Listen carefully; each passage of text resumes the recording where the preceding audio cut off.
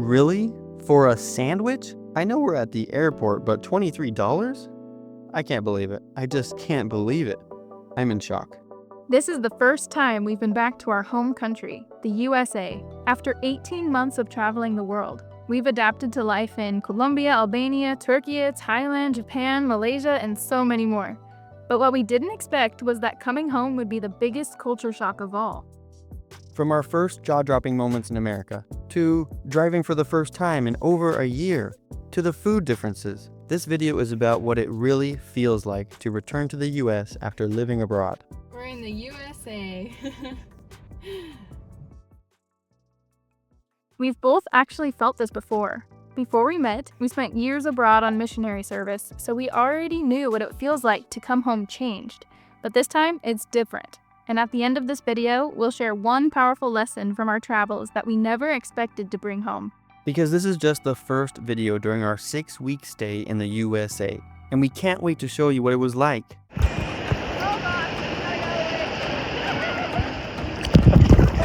I'm Noelle. And I'm Jonathan. We're on a mission to live in 100 countries. Ever wonder what would happen if you got rid of all your stuff and traveled around? A few years ago, we would have said that was crazy or irresponsible. But there's more than one way to travel. Whether it's months in Colombia, Or months in Romania. weeks crossing oceans, Slowly traveling the world. we're writing our own story. Everywhere we go, we meet amazing people. This channel may not be for you, but we're inviting you to come along with us. Because we're not just traveling. Subscribe for free. When we first got off the cruise ship in Los Angeles, we thought, okay, let's do what we always do, take public transportation. Yeah, that didn't exactly work out. Google Maps took us to a broken bus stop. People were smoking weed all around us, and the whole thing felt sketchy. We are about to spend many hours in an airport. We love using buses and trains everywhere we go, but this time, we gave up. We called an Uber. We don't want to bash on the US or anything, but in terms of public transportation, it's pretty behind. At least we made it to the airport early. Okay, I'm feeling a little sticker shocked right now. Look at this sandwich place. $23 for a sandwich? I'm used to paying just a couple dollars. Why is everything so expensive? Calm down, we already knew things were expensive here. This feels like getting punched in the gut. Back in Asia, we ate full meals for a few dollars. Here, one sad sandwich could blow our entire daily budget. I hope it's just the airport food. Nope. I think it's pretty much everything in the US is expensive. You know, I've been thinking. I think there is like a stigma against taking the public transportation. Like, people think that taking the bus is for poor people and people that don't have a car. Do you feel that? Oh, 100%. Having a car is the American dream. It's a status symbol, and not having a car is like social suicide. Oh wow, it's a good thing we're getting a rental car in Houston. Well, we didn't have much of a choice. We got our car. We're in the car, the Turo rental, and we're in the parking lot. So we gotta take this lockbox off and we're ready to go. How long has it been since you rode a car? Since I Drove. a car, yeah. It's been a while since I've driven a car because we've just been using public transportation everywhere around the world, so, but it'll come back to me easily. Driving again for the first time in over a year and a half was strange. Oh wow, look at this familiar scene. I haven't seen anything like this for so long. I can't believe how many cars there are. Everything is so big, isn't it? The roads, the cars, the houses, the people, even the stores. And there's so much space in between stores. You have to drive from one store to the other. This is insane. Traffic. Wow, this is the full experience. Look at this Walmart. The parking lot is bigger than the building. We're about to do this thing. So we're in America and we had to rent a car. You know, we finally did. After how long has it been since we were even in a car? Since you rented a car? Since we had a car of our own to drive. Yeah, I haven't driven for a year and a half. It was December 2023 and now it's June 2025. So, yeah, I have not driven for that long because we haven't needed to. We've been out of the US. A year and a half since we've driven a car. Yeah. How is that even possible? I know. How is that like, honestly, how is that even possible? It doesn't seem possible because of how we were raised, you know, how we were just a few years ago living in America, you know. It's like, how can you not, you know? It's insane. But we've done it, and it's so easy, you know. It's so easy to not have to drive a car in so many other places around the world. Or I think it's preferred too. Well, for me. Preferred, yeah. For me, at least, I just feel like I haven't really enjoyed driving cars really that much. You know, I know that when we first met each other, and I know when we got married, you had a car, I had a car, so we had 2 cars. Looking back, though, I don't think I really enjoyed driving all that much. No, or having like to commute to work or school or wherever we were at, and then I don't know, just driving everywhere you had to go, you know, like to get groceries, you had to drive. To go to anything, you had to drive. Right now, we're in a parking lot in Walmart. You can't get much more familiar than this for us. Yeah. The Walmart parking lot is multiple times bigger than the Walmart itself. Yeah. You have so much space out here. You can see we're taking up multiple parking spots. There's Walmart. But there's other trucks that are taking up multiple spots too. It's not just us. It's like, yeah, we actually really prefer walking and also taking bikes. We like bicycles. I love walking. Yeah. Walking is our preferred, and that's what we do a lot of when we don't have other forms of transportation like a car.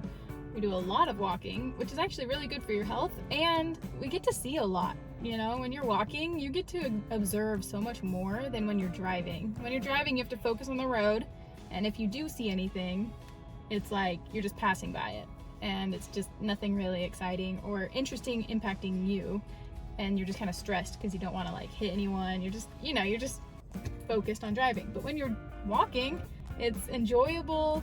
Yeah. And you're not just sitting down in a car. You're moving, you know, your legs, your body, you've got that. And I think so many things more enjoyable. Yeah, we've seen so many interesting things, you know, when we're walking. You see interesting things, you interact with people more. That's one of the things I noticed most coming back to the United States. It's been like a shock. Like we just don't walk anymore, basically. There's like no need. When you have a car, you barely walk. It's like almost necessary that you need a car actually, because things are so spread out. And you can see that all the people have parked, you know, close to the door so that they don't have to walk. They get to the closest parking spot. Yeah. And even if they're going to the gym, I feel like they're gonna drive to the gym. Yeah. To go on a treadmill, probably. I don't know. To then walk. Yeah. I know.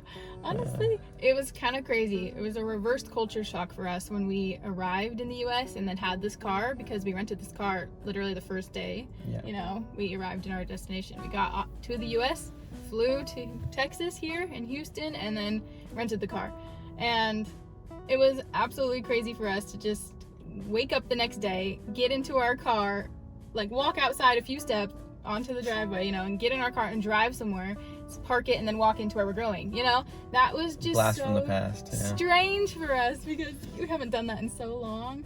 And it was like kind of sad because we're used to having to walk to a train station or a bus station. Or just a bus stop or whatever, but walk to a place and get on some transportation, and you know, which is what we love to do. And we didn't realize how much we loved it until we actually have lived it. Well, like I look around and there's so many cars, and not exaggerating, like there are so many cars. I don't think it's just I haven't seen this many cars, and big trucks too, like big trucks. Maybe that's just a Texas thing, but like there's so many cars and vehicles everywhere. And something I just didn't realize is that it makes you dependent on the car. When you're walking everywhere, you if it's raining, you just have an umbrella or you just walk in the rain and just, you know, you just embrace it. But here, you don't have to, because you have your house, then you have your car, and then if it's raining in between that, you just park and walk into the store you're in. Like, there's no in-between time that you're walking in and experiencing the weather. I mean, a lot of people we've talked to have mentioned that Malaysia, for instance, we'll just take as an example, Malaysia is hot and humid. But really, I think we just came from Malaysia not too long ago, and I would say that Texas is a lot hotter and more humid. Houston, yeah, down Houston, where we're at, you know, it's hotter than Malaysia was. It's just that in Malaysia you feel it because you don't have a car. But it's definitely a lot hotter here. Oh, and you know what was crazy was, you know how in the US, this is like everywhere in the United States, I guess, that they have these giant parking lots, and they're kind of wraparound parking lots, and there are so many different stores, different buildings all around the parking lot, you know, kind of like a mall, but more like the shopping centers or shopping areas. Anyway, you park, and then we were going into one store, and then just around the corner we could have walked to the other store, but we decided to go into the car and then drive over there and then go into the store, which is so crazy. And that's just very, you know, American, I guess, you know, not walking like even 5-10 minutes around the corner. You know, when you don't want to leave your car over there, then you're gonna have to walk over to your car afterwards. Like, it's like crazy to think. Like, we're so used to we're so used to walking like over a half hour to get places, and it's so easy, you know. If it's under an hour, we'll walk it, and then we'll walk it back. Like, it's super enjoyable in so many other places. But here, when you have your car, you just somehow need to just like go right back into your car after you leave the store, and then drive over to your next store, and then walk into there. And it's just like, I don't know, it's something weird. It seems like we've reverted, you know, just because this is how we used to live, and then now we're back. But it's because we have to, in a way. It's just kind of what it is, and the culture, and like you adapt right back into the culture you're in, and it's kind of scary. I didn't want to revert, you know. You don't want to experience that life again. We feel like we've changed in so many ways, you know, by being away from the US for a year and a half, and so coming back is quite a shock and kind of hard to deal with, especially with the car situation. One other thing I want to say, it may be off topic, but like when you're in a car, I feel like maybe that's something I've noticed, maybe other people have noticed it too, but I've noticed that it's like dehumanizing. You don't see other people in their cars. Like, you look at the car and you think of them as cars. You're driving down the road, you're like, wow, there's a lot of cars. You don't think to yourself, oh, there's a lot of people out today. No, you just think of them as cars, like as objects. Yeah. Or if you do attach it to a human, like you're like get mad at a human for cutting you off, you're like, that person cut me off in traffic or whatever, you know, just like you get mad. It's like not a positive thing, you know. The only time you kind of attach it to a human is like when you're mad at the human for blocking you or, you know, getting in your way or something. But it kind of is more the car. It's strange to come back to this. It's a reverse culture shock for us that we have to have a car and that we're driving our own car. Pull it. Pull. Pull. Good. After living so minimally, it's crazy to see so much buying. People buy so much just going to the grocery store. It's kind of overwhelming. I feel the same way. It leaves a sick feeling inside me, seeing all this waste. I personally don't miss any of our stuff. I am glad that everything we own fits into our backpacks, and I don't regret anything I've gotten rid of. I agree. I still feel like we have too much stuff, and I am always looking for ways to live more simply with less things. There are a few things we're getting on Amazon, though. Oh yeah, Amazon is the best. Too bad it doesn't exist in other countries. We have a list of a few things we're getting on Amazon before we leave again. Another thing that surprised us was the food. Not just the portion sizes or the types of food, it was the taste. Yeah, the food here is either very salty or very sweet. Lots of strong flavors. Well, yes, there's that, but I meant the vegetables, the fruit. They tasted almost watered down, like something was missing. Oh, definitely. I don't know if anyone else has noticed this, but compared to the fresh produce we've had in Asia or Europe, American food just felt different, and not in a good way. I remember biting into a cucumber, waiting for that crisp deliciousness, and instead it felt old, almost lifeless, like food without a soul. I think it sort of tastes like it is missing nutrients. Like you said, watered down, diluted, like I could eat tons of it and it wouldn't be enough. It's really no wonder why there is such an obesity problem in America. And despite all of this, we were shocked by how beautiful the USA is.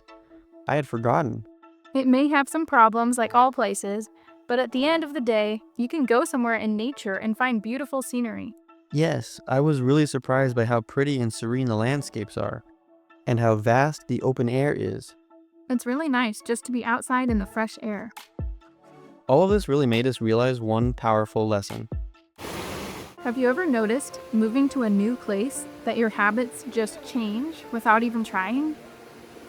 You first try new foods, you develop new routines, and before long, it's just what you do. We've learned that your environment is hugely shaping your life. It makes some choices easy and others harder, and most of us don't even notice because we're on autopilot. I think the reason we've been so culture shocked coming back is not because the USA has changed, but because we've changed. But why has traveling changed us so much? Each new place nudges us into new ways of living. With each change of scenery, there's a new opportunity to shake things up. I think it's been probably the most amazing thing about our lifestyle. It's like we have a superpower. We have an increased ability to intentionally shape ourselves by intentionally shaping our environment. I just hope that we won't revert too much coming back and being around the same triggers as we experience things from our past. If you liked this video, click the like button and subscribe to our channel to see more of our adventures in the USA.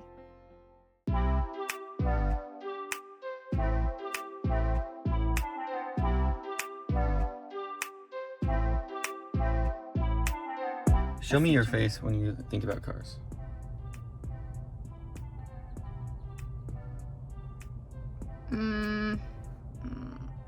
I don't know.